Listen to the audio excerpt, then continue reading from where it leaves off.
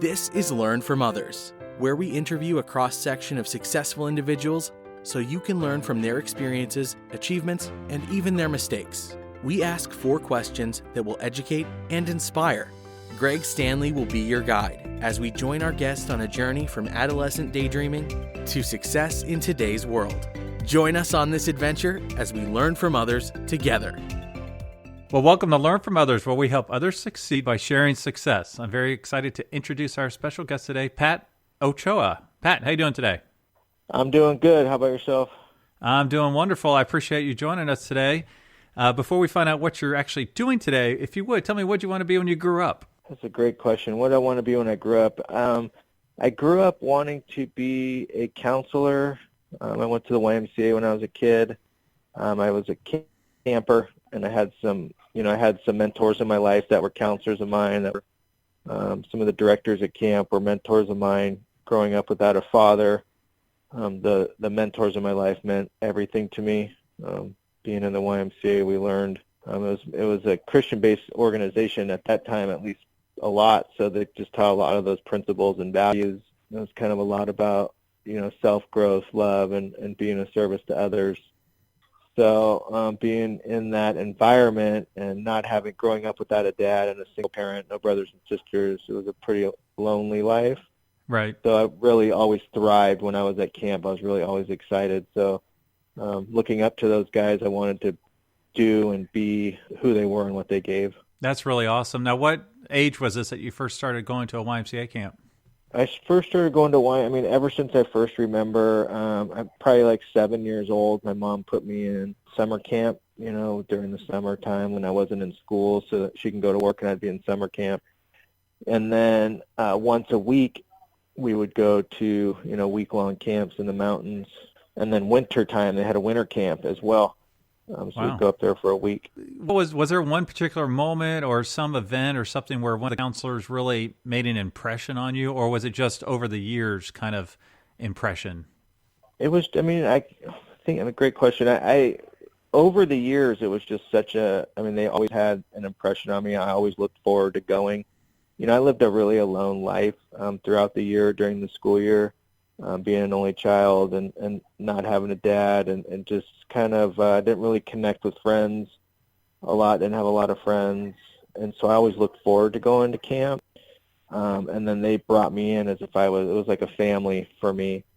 But I would say a shift occurred when I went from being a camper to a counselor in training. It was a leadership program for 12, 13, 14-year-olds.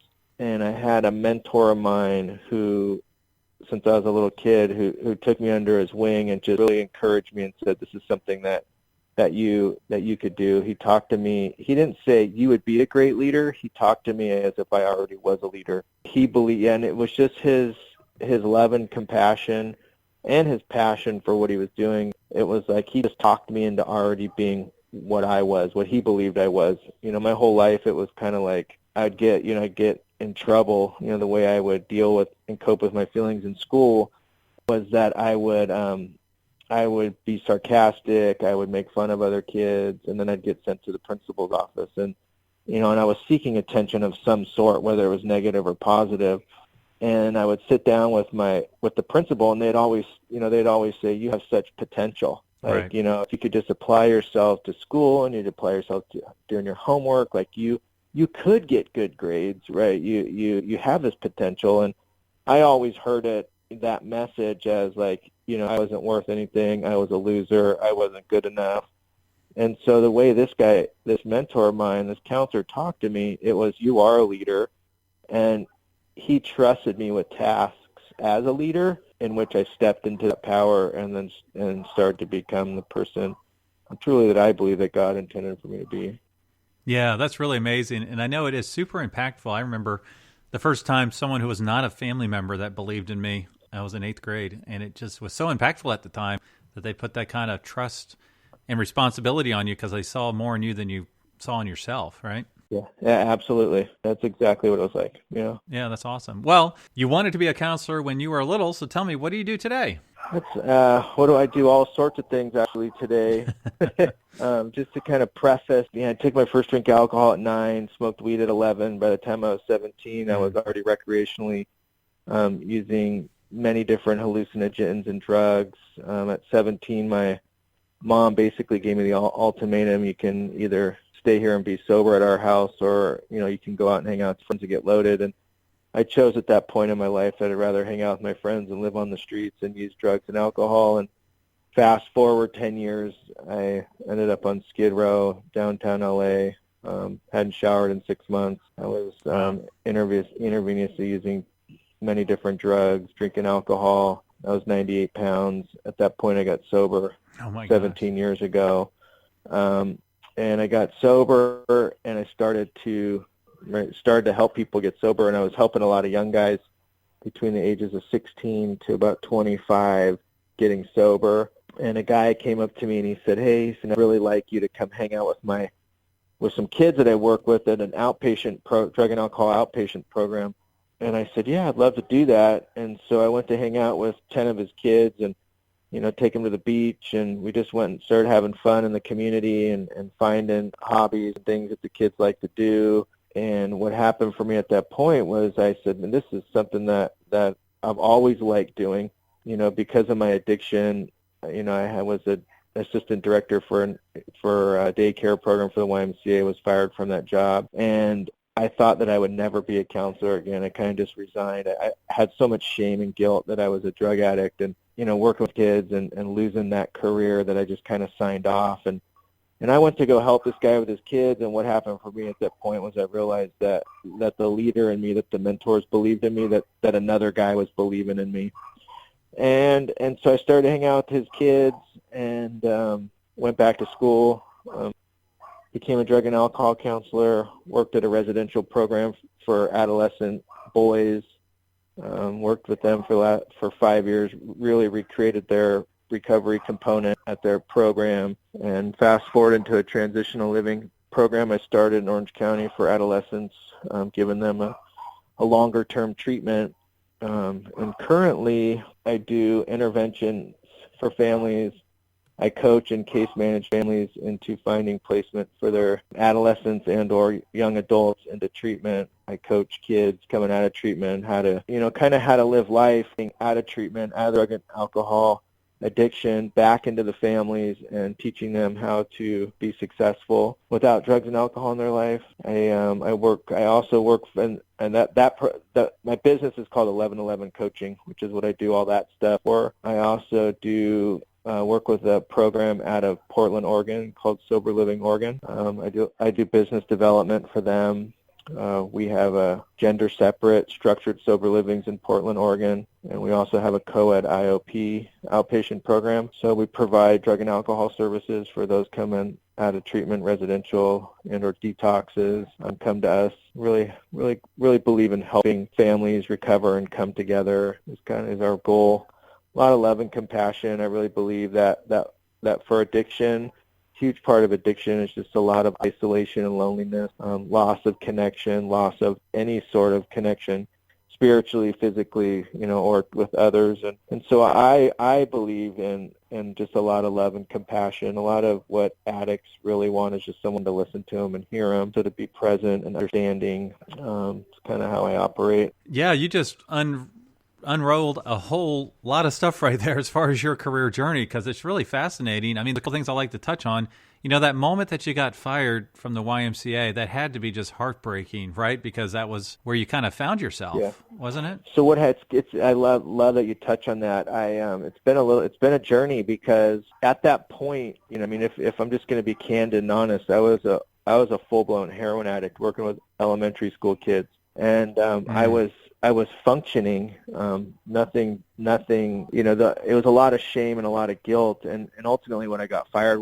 for was for lack of being able to show up. And, I'd call in sick and I wouldn't be able to. And so when I got fired, there was a lot of shame and a lot of guilt and remorse, a lot of self-hatred, a lot of, I'd given up the thing that I absolutely loved in my life, due to drug addiction. And, you fast forward, really up until, my mom died in January, and I've been Sure. acting in my career for the last 16 years at that point. I was in Northern California where that job was, where I got fired, and I was with my son. I went to go visit an adolescent program, and I was with my son. We were about to have breakfast, and I was walking, and I went to go step over this puddle, and I almost stepped on an eagle feather. And I was like, I wonder, I'm always kind of a sign guy. I'm like, I wonder what this means. And so I looked it up. I looked it up on Google, and it said that a feather was a sign from like the other side, like people that have passed. And so I was like, me and my son went to the Golden Gate Bridge up top on the north side of the Golden Gate Bridge, and he wanted to take pictures, and it was raining. And I looked across the city, and it was just the top of the Golden Gate Bridge, just the towers. It was all foggy. You couldn't see anything else. And I remembered in that moment that I had gotten fired, and I remembered in that moment the shame and the guilt and the remorse. I had buried it so deep, the emotions. And I got present with the emotions of the shame and guilt.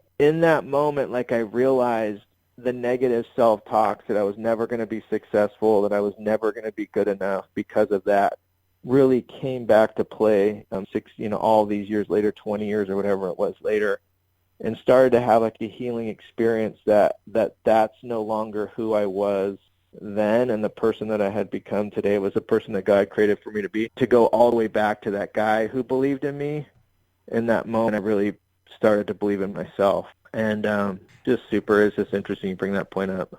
Yeah, and talk about, I know it was like a little 4 words you said, but you started your road to recovery after going down to 98 pounds. Now that's more than 4 words, obviously. So what moment did you start your road to recovery, and was there a catalyst for that, and where did you feel like you could do it? Oh my gosh. The catalyst was I came to one morning, October 23rd, 2002, really is the day I came to. And I had come to doing the same things, and the things that I was doing to get drugs, I mean, it just caused a lot of shame and guilt, remorse. Like, I had so much self-hatred for the things that drugs were driving me to do in order to continue my addiction. But I came to, Right. and like, I just had a moment where I couldn't imagine my life without drugs and alcohol, and I couldn't imagine my life sober. And something internally in that moment, I just started to say a prayer, and I struggled with the idea of what God was or what God isn't for my whole life, but I just said I need help. I just said, please help me. And in that moment, like when I said, please help, every morning before, like, my first thought would be to do drugs and alcohol, but in that morning when I said, please help, like, I reached out to my mom and I said, I need help. And my life shifted in that moment. Wow, that's just really amazing. So it sounds like you were able to go on this road to recovery, and then that transitioned into a career. Absolutely. Correct? Wow, that's really, really amazing. So typically I ask, what is your typical work week like? Yours must be a little insane, I would think, with as much stuff you're involved with. So it all depends. I mean, it could go anywhere. Primarily, I go to programs and I find out what services they offer, so that we at Sober Living Oregon can have more resources to help our community. So, going to look at programs, finding out what resources they have, what they have to offer, and then see how we can build a relationship to work together. And so I do a lot of that. An intervention, I just go back 5 days. I went to Houston to do an intervention on a family, met with the drug addict. I said, okay, we're going to treatment at 6 o'clock. We talked for 2.5 hours. Right when we need to get on the plane, she's like, I'm not going. I left. The next day, I went and pulled her out of a crack motel to try to get her to go to treatment again. She wasn't willing to go. She would go on the 18th. So the next, 5 days, it was just crisis with mom on the phone.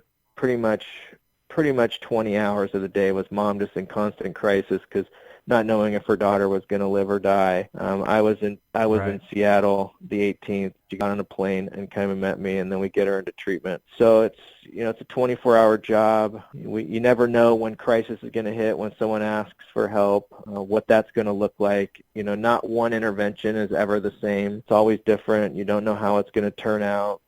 Constantly have to be on my toes. Constantly have to be have an open heart, not have a closed mind in this field when There's a lot of overdoses, a lot of suicides, a lot of deaths. It can be very taxing emotionally and mentally. It takes, you have to do a lot of self-care in order to, be successful in this field. You have to make sure to take care of yourself. I have hobbies that I like to do. You got to make sure to take care of myself, make sure I'm there for my family. But it is 24-hour-a-day work. Right. Yeah, for sure. And what does the 1111 signify? 1111 coaching. You can look it up, 1111 online. There's lots of spiritual connection. I had a friend. I'll tell you what it means for me personally and how that came about was I had a friend. I had a girlfriend and her little sister. They would run away and her little sisters would run away to San Francisco and live with us. And she used to always say 1111, make a wish. And I just thought that was the dumbest thing. She'd see it on the clock and say 1111, make a wish, Pat.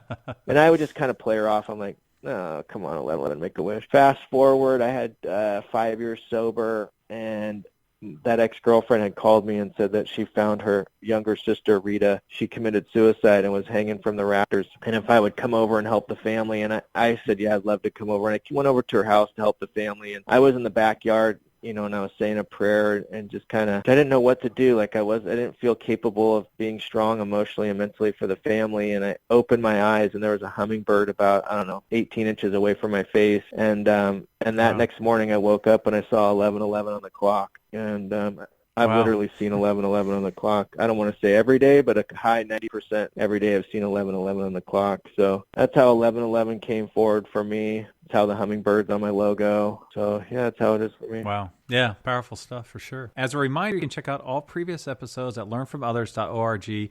And if you're an educator or a student, you can search for Podcast by Career Cluster. So, Pat, we learned what you wanted to be when you grew up, which was a counselor, and what you do today, which is a counselor of many facets and a business development manager. So, looking back on your career, if you could do it all over again, what would you do differently? If I could do it all over again, what would I do differently? It's just been such a journey. It's been I'm a firm believer that everything that's happened all the way up into today has all character built the man that I am today. I don't know if I would change any of it because I wouldn't be who I am today. I love who I am today. I love what I do today. Everything that's happened in my life, good, bad, or indifferent, has become an asset in order for me to help somebody. A lot of people say, well, wouldn't you rather not have done drugs and became addicted and lived on the streets for 10 years? And there's a lot of things that I did to a lot of people that caused a lot of hurt and a lot of, pain, especially to my mom. And, I wish I didn't do any of those things for sure. But career-wise, there's nothing I would change because I wouldn't be able to be as effective as I am with my clientele that I work with. I would have been a counselor for kids in different facets, but I don't even know what that would look like from where I stand today, the work that I do. Yeah, that really speaks volume based on all the stuff you went through and the addiction and the recovery and everything you went through. You wouldn't change it because you see how effective you are in other people's lives today. And you might not be as effective if you hadn't gone through your own time with addiction. That's true? Absolutely true. Wow, that's really amazing. Now, is your organization related to any particular faith, or is it not? It's not. No, I'm not. We're not. I'm not affiliated with any faith. I'm a big believer that. I don't know if I'm a believer. I just think that we're all trying to get do the same thing. I think we're all trying to be a love and service. I think that's what the idea of God would want us to do, is to be kind and loving and compassionate and understanding with one another. We're not affiliated with any particular one. Yeah, I was just curious because of the YMCA background. Yeah. So, yeah, wow. Now let's talk to the student who would like to do what you do. Now, define that as you will. I don't know if it would be as a recovery expert, as a counselor. What advice would you give them? My advice is that education is huge. Education's a huge component in counseling and therapy, social work. But what I see a lot is people that are freshly coming out of school really lean into the education and forget that they have a human being sitting in front of them. And most human beings just want to be heard. Most people that are struggling with mental health or addiction, mental health being depression, or just want to be heard, want someone to listen to them, want someone to be present. I think that having understanding and compassion is the most important thing, and what we as counselors do in the field for our clients. Right. Yeah. Okay. Then that makes a lot of sense. Well, are there any current projects that you're working on that you would like to share with our listeners? Yeah, sure. I sit on a board of directors for a nonprofit, Harmonium. We take, what we do is we take clean and sober tents into music festivals across the United States. We provide a clean and sober, safe environment in the general population or general admission at music festivals. So we have 3 recovery-based meetings a day each day during the festival, and we provide a safe place for people to hang out when they need it. We're in festivals like Bonnaroo, Lollapalooza, Outside Lands in San Francisco, Austin City Limit, Insomniac, which does all the big electronic music festivals across the United States. We're in a lot of their festivals, mostly on the West Coast. So it's a project that we're working on. We're in the process of expanding this year to get into more festivals, maybe internationally. We're always seeking out volunteers. HarmoniumInc.org is our website if people are ever interested in that stuff. It's a project that I'm working on that I have a lot of love and compassion for. Okay, cool. Now, you just led me to my next question. What's the best way for our listeners to learn more about you and the companies you're involved with? That's awesome. I appreciate that question. So 1111 Coaching is www.pattOchoa.com. That's my personal private coaching intervention company. SoberLivingOregon.com is for Sober Living Oregon. You can either reach out to us through there. I do have my personal phone number is 949-637-5499. I'm always willing to talk to families and or clients who need help in any way, shape, or form. Always willing to do interviews with students who are interested in looking into getting into this field. I just really have a belief that love and service, and to be able to help in any way I can, I'm always able to do that. And if I'm not able to, I'm always guiding people in the right direction to help them. Yeah, that's a great mantra to live by for sure. Well, thank you so much for your time today, Pat. I really appreciate you taking us on your amazing career journey. Yeah, thank you so much for your time. This is Learn from Others, where we interview a cross-section of successful individuals so you can learn from their experiences, achievements, and even their mistakes. We ask 4 questions that will educate and inspire. Greg Stanley will be your guide as we join our guest on a journey from adolescent daydreaming to success in today's world. Join us on this adventure as we learn from others together.